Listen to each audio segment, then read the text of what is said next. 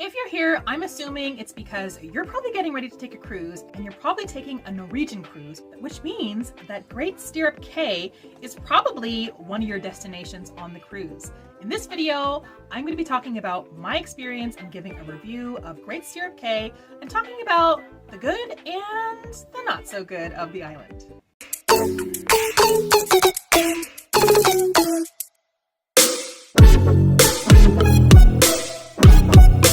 So welcome, I'm Miss Muffet, but you can call me April. I mean, we can be on a first name basis. I'm okay with that if you're okay with that. So I had the amazing experience of going on my very first cruise in August of this year, and I traveled with the Norwegian Sky, which is one of the smaller and older ships of the Norwegian Cruise Line.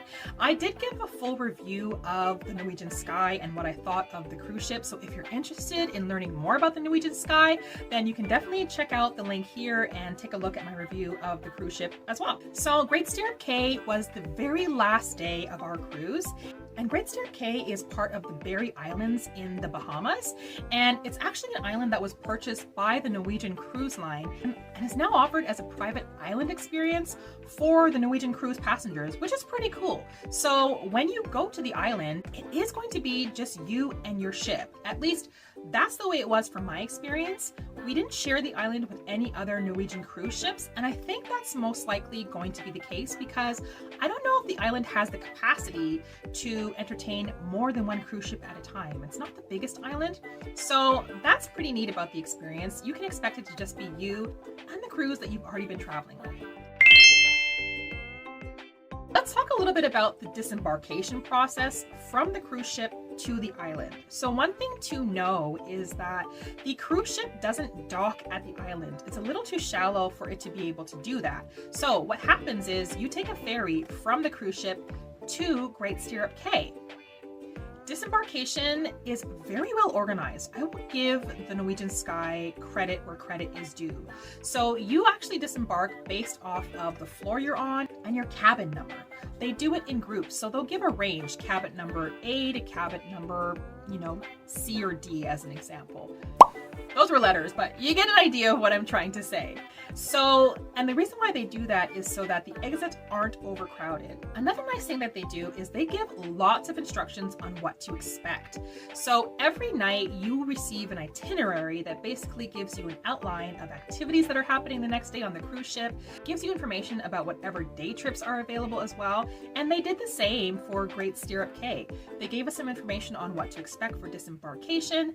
They even went on the intercom system and spoke to us that way. So by the time the day came for us to disembark to go over to the island, we felt very prepared and well informed. And I really did appreciate that as well. We weren't scrambling trying to figure out where to go or how it all worked. And as a first-time cruiser, I couldn't have appreciated that more because there's a lot to learn when you cruise for the first time. There was also a central area where you can go and get your towel. Every member of your party can go and get a towel before it's time for you to leave. So you have lots of time to do that in advance, which I would very highly recommend, so that when they do call your cabin number ready to go and catch the ferry, you're all set to go. The disembarkation was smooth. It was fairly quick, and it seemed like a seamless process. They really had that down pat. Now, I will say that the ferry over was a bit rocky. There was definitely some turbulence. So if you're someone that experiences any kind of motion sickness with boats or anything like that, you may want to do something to help kind of ease that for you, because even though the waters were cleared for us to be able to travel from the ship to the island, there was still definitely some turbulence. I myself don't suffer from motion sickness, but I definitely at times felt a little something, so I would recommend just preparing for that in advance. One thing to know is that if the waters are too turbulent, if they're too rough, there is a chance that you will not be able to go to the island. The cruise ship will not allow the ferry to transport passengers over if the water levels are too rough and if there are too many waves. So we were lucky in that we had a good day and we were able to make it over, but it's just something to be aware of the fact that it is a possibility that travel to Great Stirrup Cay could be canceled if the waters are too rough. So let's talk about first impressions. So when we went onto the deck of the ship, we had a really beautiful clear view of Stirrup Cay and were able to see the entire island. It is a beautiful view. It's a gorgeous island. The only thing that kind of brought down my first impression a little bit is the fact that Great Stirrup Cay is directly beside Royal Caribbean's private island as well. So on one hand, you have Norwegian Cruise Line, their private island, Great Stirrup Cay, but then if you just look over to the right, you also see Royal Caribbean's private island, and let me tell you, they're not really comparable. Royal Caribbean's private island looks like an amusement park, like no joke. You have a huge water slide. It looked like they had a lazy river. There was some huge tower. There was an aerial zip line. Like, it looked like if you're an adventurous traveler, that's the place you wanted to be. Like, it just caught your eye. You couldn't help but stare at it.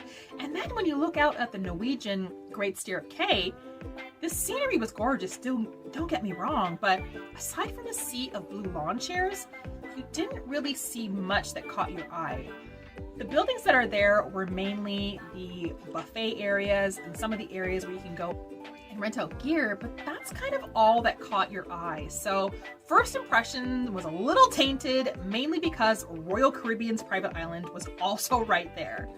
But once you arrived on the island, I will say the staff were extremely friendly and they were very helpful, just directing you where to go so that you kind of knew where to go and you weren't getting lost or disoriented. You walk through a path that is lined with palm trees on both sides, and it was gorgeous. The beach itself is definitely gorgeous. You have that beautiful fresh beach air. The ocean is crystal clear blue. You can see your feet straight through the water. And everything is extremely clean. The beach is clean, there's no seaweed. One of the first things we did when we got to the island was go to the washrooms, the public bathrooms, to change into our beach attire, and the washrooms were spick and span clean. Like, I am very big on cleanliness when I travel, and it didn't get better than this. So it was A+ for cleanliness. They definitely take good care of this island. The beach itself has rock formations on each side of where we were swimming, and that also really helped to make for just a gorgeous scenery when you're looking out at the ocean. It was very nice. I have to give it that. So let's talk about some things that are available for you to do on the island. I will start off by saying that I think this island is great for young families. If you are a family with young children, I think this island is a great option for you because the beach is fantastic. It's very clean. It's a wonderful beach to just let your kids kind of run around, have a good time. If you love building sand castles, it's clean. There's lots of space for this. There's also a bit of a shallow entrance into the water, so there is a safe place for your children to be able to swim safely as well. Somebody else who this island would be great for is somebody who likes to travel and is more of a relaxed traveler. So if you like going to all-inclusive resorts, as an example, and your idea of the perfect resort trip is just to be able to lounge at the bar, maybe just stay on the beach, and just have a quiet, relaxed day, then this island, I think, is perfect for you.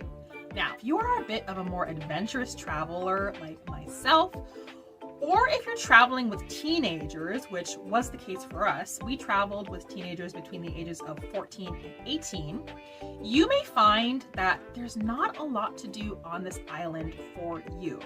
There were times where our teens did become a bit bored. They love the beach, they love to swim, but at this point, we had done a couple day excursions that were other beaches that were, I have to say, a bit nicer than this one as well. So they got a really good beach experience already by the time we got to Great Stirrup Cay. They were definitely looking for something else to do. You could tell that at points they had enough of swimming, and so they would walk around, but there really weren't a lot of activities to keep you busy, let's say, if you are a little bit more adventurous spirit. Now, there is snorkeling available. You do have to either bring or rent the gear. There is a place on the island where you can rent some snorkeling gear if you haven't brought your own. I spoke to a couple other travelers that were on the ship who did snorkel, I didn't snorkel myself, and they said that there were some really nice tropical fish available to see. The rock formations that I talked about earlier, apparently that's where most of the tropical fish were gathering. So if you love snorkeling, then that could be something really great for you to do. There is also a zip line available. It is of an extra cost. It's not included on the island, so you will have to pay extra for that. But there is a zip line as well. There's also a 2-seater swing that's in the water, in the ocean.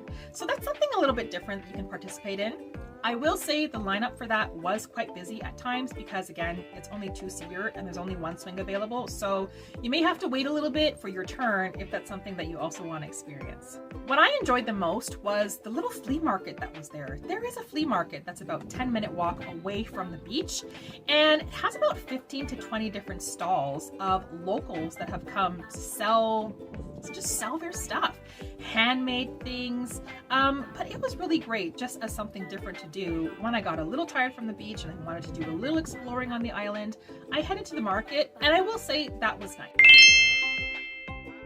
All right, so let's talk about the food. I mean, who doesn't want to talk about the food, right? When I travel, I'm a big foodie, so food is important to me.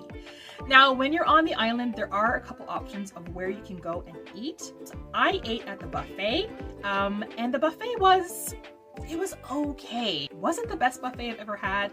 No, I can't say it was the best buffet I've ever had, but there was a decent variety. And when I say it wasn't the best, I guess I would say the quality of the taste wasn't the best, but there was a mixture of Caribbean food with some American food, and then there were some other items that children would often love, like pizza, hot dogs, things of that sort. It was a double-sided buffet. The food on both sides of the buffet were the same. It was just really for crowd control, so, you know, the buffet was what it was. In terms of dessert, there were fresh fruit available, and then there was another little booth outside of the main buffet area that served a few desserts.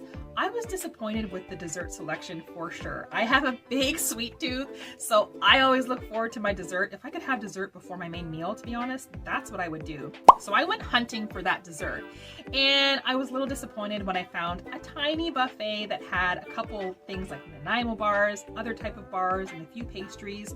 But it just wasn't a lot, and it wasn't the same variety that you found on the ship, that's for sure. So dessert was a bit lacking in the food area. There was also supposed to be a taco stand, and I had heard that the tacos on the island were fantastic. So initially, that was my first choice, to go and have tacos, but I couldn't find the taco stand when I was there. I did walk around looking for it. I don't know if it just wasn't open that day, if it was closed, but I personally couldn't find the taco stand. So if you've been to Great Stirrup Cay and you've had the tacos, please let me know in the comments how they were, and let me know where the stand was, because for the life of me, I couldn't find it. But there is supposed to be a taco stand. There are a couple bars there as well, 2 bars, I believe. And there was also a stand where you can get like burgers and fries and things of that sort. So variety was okay. The variety was decent for the island, for sure. Another nice thing about the dining area is that right beside the buffet, there was a really big shaded seated area, which was nice because it was extremely hot on the island. So it was nice to just be able to have a shaded area where you can go and sit and have your lunch and just cool down a little bit. So that was very much appreciated. Something else that I really enjoyed about the experience is that on the ship, there was a Caribbean live band, and they made the trip over to the island with us. So we had live music playing the entire time, and this band was fantastic. So my favorite 2 activities were going to the market, the ocean, of course. I love to swim, but I had a great time just dancing on the beach to that live Caribbean music. I'm of Caribbean background as well, so the music couldn't have been more perfect for me, and they were really great. If you do travel on the Norwegian Sky, I really do hope you get to experience them, because they really added just a phenomenal quality to the trip and the experience for me personally.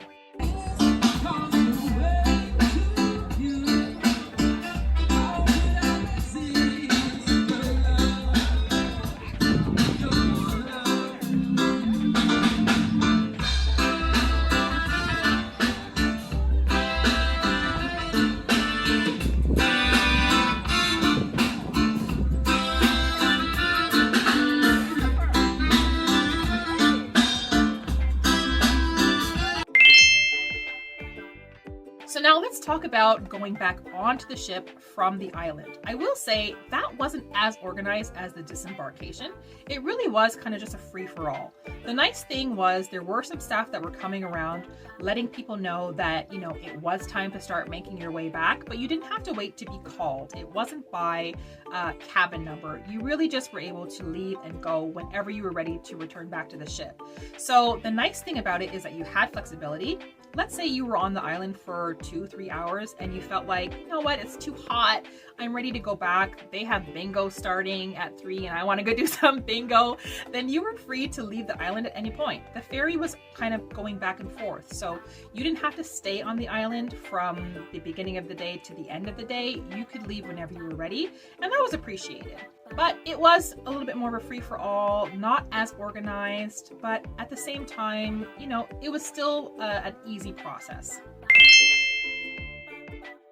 Okay, so there are a few things that I thought would be really good to know in advance before going to the island. First thing I want to talk about are the chairs. So there are a lot of free blue lawn chairs on the beach, but there is not a lot of shaded areas when you're on the beach. So if you are wanting some shaded areas, some shaded seating on the beach, there are clamshells and you will have to rent those way in advance. Unfortunately for me, I made the mistake of waiting until the morning of we were supposed to go to the island to see if I could then get a clamshell for myself and my family, and they were sold out. They let me know that they sold out about 2 days prior.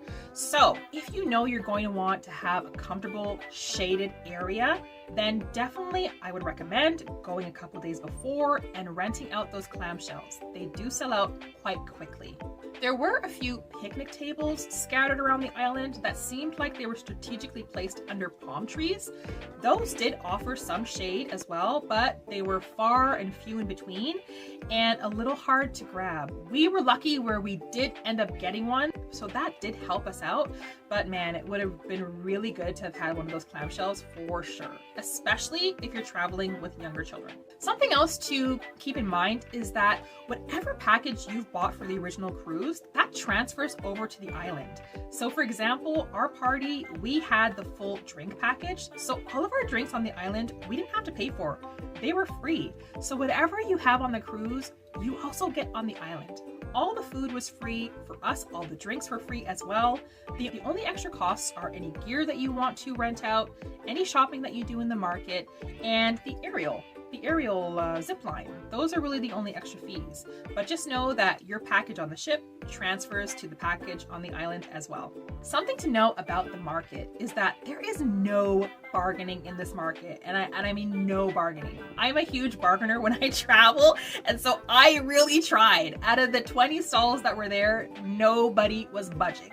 So just know, if you are going to shop in the market on the island, you are going to pay full price, whatever their asking price is.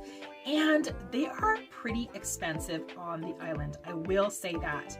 We were actually warned of this by the cruise staff before we docked on the island, letting us know that prices there are a lot higher than some of the other places we may have visited prior. So I would recommend, if you are wanting to do some souvenir shopping on your cruise, make sure you get everything that you need before your last day at Stirrup Cay, because you're going to end up paying double, maybe 3 times more than you would at some of the other destinations. So to summarize, what do I think of Great Stirrup Cay? I think it was a beautiful island, extremely clean, staff were friendly. I love the fact that my package transferred over to island, so I didn't have to worry about paying anything out of pocket. I really enjoyed the market and the live band. Beach was beautiful. So all in all, I think it was a great experience. As a first-time cruiser, I was really impressed with the island itself. Now, do I feel like the food could be a little bit better on the island and that it would benefit with a few more activities? Absolutely. I think if they improved those 2 areas, then you really do have a great experience. Would I consider going back to Great Stirrup Cay? Probably not. I feel like the experience that I've had there, I'm grateful that I was able to go and experience it and see it for myself. I would encourage anyone to go at least once. But if it came down to me choosing between going to maybe, let's say, Royal Caribbean's private island or Great Stirrup Cay, I may choose Royal Caribbean for my next experience, but that's just me because I'm an adventurous traveler and I kind of like to be on the go. I'll relax a little bit, but then I need to have something to do. I like to get up and explore. So I hope you found this video helpful. If you are going to be visiting the Great Stirrup Cay, I hope you have an enjoyable time. If you did enjoy this video, if you could give me a big thumbs up, that would be greatly appreciated.